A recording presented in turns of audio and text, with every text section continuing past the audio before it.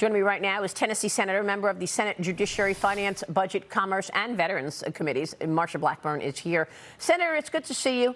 Thanks very much for being here this morning. What are you expecting from this briefing? Sure.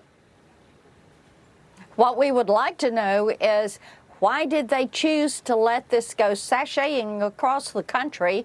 And first of all, not tell us. Secondly, why they didn't shoot it down. And Maria, they had the chance to take this down when it was off the coast of Alaska.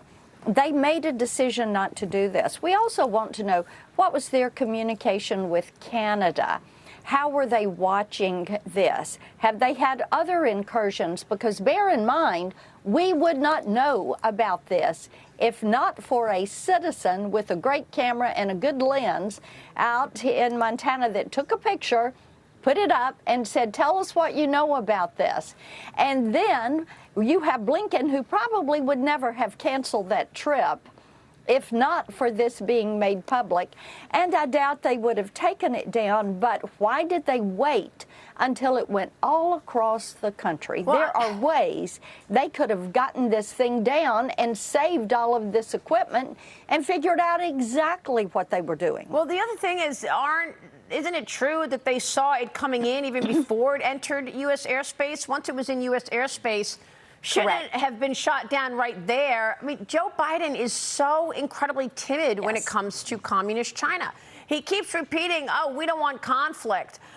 It's a competitor. It's not an adversary. Why? That is a very good question, and it is one that more and more Tennesseans are asking me. Because last year, our trade deficit was, we imported nearly $1 trillion more than we exported. We have a record high trade deficit with China. They imported more goods to this country than ever. We have manufacturers in Tennessee of automobiles and appliances. They're very concerned about trade policy.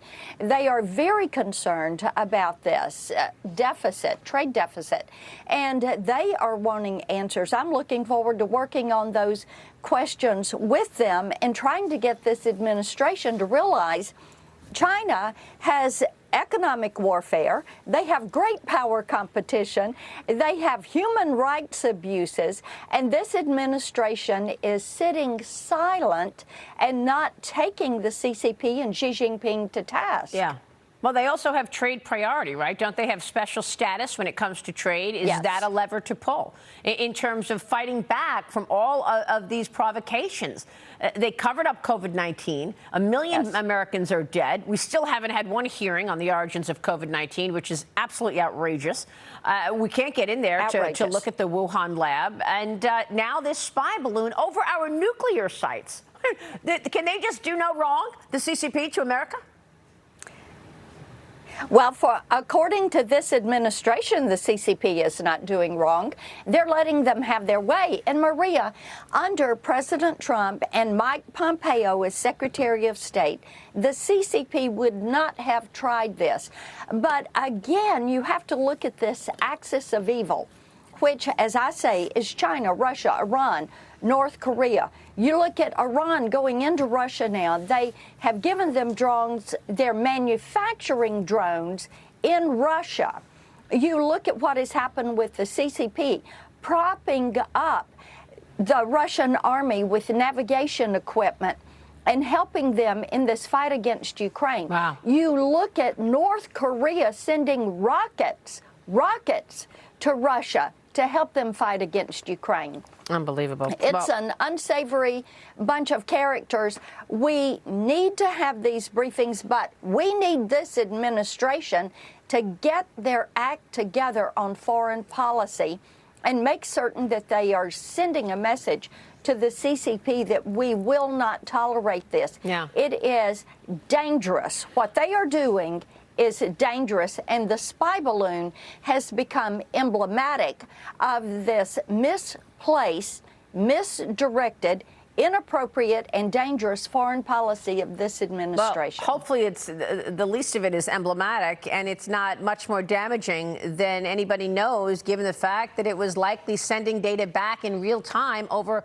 military installations where there are nuclear silos. The White House is rejecting a report from a Pulitzer Prize-winning journalist who says the Navy destroyed the Nord Stream 2 pipeline. Utah Senator Mike Lee tweeted this: "I'm troubled that I can't immediately rule out the suggestion that the U.S. blew up Nord Stream.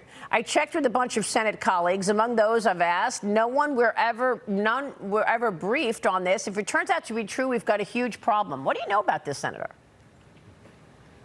We have not been briefed. Okay. Well, look, the president the other night in the State of the Union said we're going to need fossil fuels. We're going to need oil for the next decade. Why make it harder for these companies if you know you're going to need oil for the next 10 years? I know that it drew laughs from the GOP, but it's quite serious because oil companies are worried that they're not even going to get funding from the banks because of this pressure against fossil fuel and the climate change agenda. Well, maybe the banks need to realize they're going to need them for the next 10 years. But it is so interesting to me, and especially when you look not only at transportation fuel, but also at home heating fuel, industrial heating. And Maria, it is just foolish that we would not be using clean coal technology, that we would not be using natural gas, that we would not be expanding nuclear power and things that can help us through times of extreme cold or extreme heat, or to keep transportation going. We are an energy-based economy, and we need to be using our natural resources, do it wisely, so that we are manufacturing here at home, so that we're cutting this trade deficit, so that we are going to be able to get from point A to point B with predictability, reliability, and keep our supply chains moving. Well, speaking of the economy, you're a member of the Senate Finance Committee. You've gotten to work proposing three separate bills to cut spending. We're about to see a showdown on spending. Have you gotten any indication that the White House will come up with areas to identify to cut spending or put some kind of a framework in place for an agreement to raise the debt ceiling? So far, they are sticking to their comments about not negotiating. We do know that Speaker McCarthy had a meeting with the president. We are hopeful that the president will realize he is going to have to negotiate with Republicans in order to get something done. And that something done needs to include spending cuts. Every year I do the 1%, 2%, and 5% across the board spending cuts in non-defense, non-homeland security, non-veteran services. And Maria, it is important that we look at this discretionary pot and begin to make some cuts into that baseline so that we are going to bring this budget into balance within the next decade or so. You cannot continue to rack up this kind of debt. We're at $31 trillion and counting. Yes, we are. Senator, it's good to see you this morning. Thanks so much. You too. Senator Marsha Blackburn joining us this morning.